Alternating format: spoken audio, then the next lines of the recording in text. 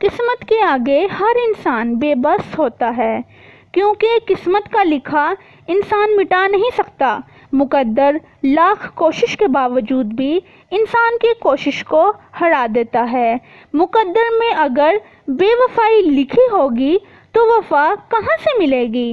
یوں تو ہر شخص بڑے احترام سے ملا، مگر جو بھی ملا اپنے ہی کام سے ملا۔ میرے والد بچپن میں ہی فوت ہو گئے تھے۔ میری والدہ کپڑے سلائی کر کے گھر کا خرچہ چلا رہی تھیں۔ ہم 3 بہنیں اور 2 بھائی تھے۔ والد جب فوت ہوئے تو ہمارا اپنا علیحدہ مکان بھی تھا۔ بڑے بھائی کو تعلیم مکمل کرنے کے بعد دوسرے ملک جانے کا شوق تھا، لہٰذا اس نے اپنے شوق کی خاطر مکان بیچ دیا اور دبئی چلا گیا۔ بھائی گھر میں خرچہ بھیج رہے تھے، جس کی وجہ سے ہم بہن بھائی اپنی تعلیم مکمل کر رہے تھے۔ ہمارے پڑوس میں میری خالہ کا گھر تھا۔ ان کے 2 بیٹے تھے۔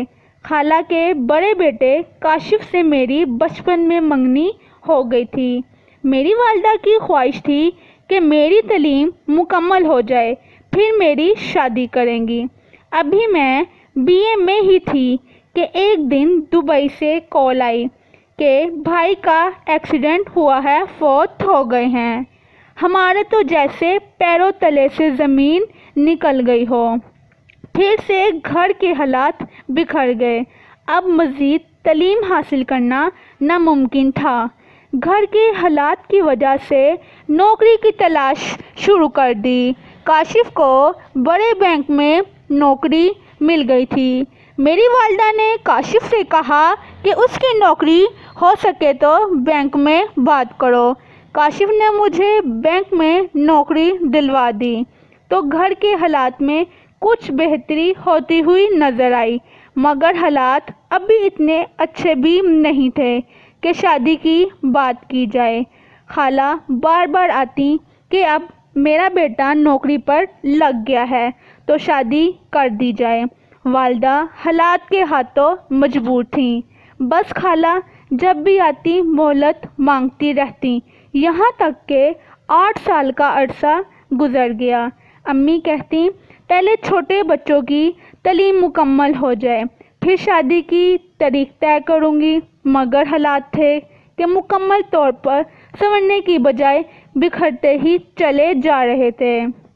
چھوٹی بہنوں کی تعلیم مکمل ہوئی تو ان دونوں نے اپنے لیے لڑکے خود ہی پسند کر لیے اور شادی بھی کروا لی۔ خالہ جب دوبارہ تاریخ لینے آئیں تو امی نے بول دیا کہ کچھ مہلت اور چاہیے، بیٹا تعلیم مکمل کر کے کسی نوکری پر لگ جائے تاکہ میرے گھر میں روزی روٹی کا کچھ آسرا ہو جائے۔ سونیا تھی کہ گھر کے حالات کو بہتر کرنے میں لگی رہتی۔ تقریباً 2 سال گزرنے کے بعد بھائی کو نوکری مل گئی۔ اب والدہ نے خالہ سے شادی کی بات شروع کر دی تو کاشف نے ٹال مٹول شروع کر دی اور کہا کہ کچھ وقت چاہیے۔ کاشف نے اب نوکری چھوڑ دی تھی کیونکہ اسے اچھی نوکری مل گئی تھی، اس وجہ سے اسے لاہور شفٹ ہونا پڑا۔ اب رشتے کی بات آتی تو وہ ٹال مٹول کرنے لگا۔ اب اس انتظار میں والدہ نے چھوٹے بھائی کی شادی کر دی۔ اب گھر میں بھابھی آ گئی، مگر میری قسمت مجھے دھوکہ دیتی چلی گئی۔ والدہ کی طبیعت خراب رہنے لگی اور کچھ عرصہ بعد والدہ بھی ساتھ چھوڑ گئیں۔ اب تو سونیا بالکل اکیلی تھی اور اتنار تھا کہ ختم ہونے کا نام ہی نہیں لیتا تھا۔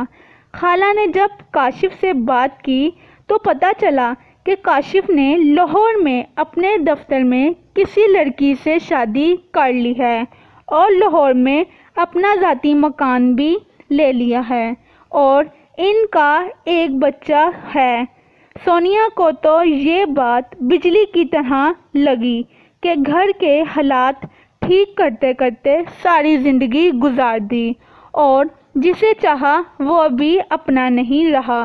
سونیا کی تو زندگی ہی اجڑ گئی۔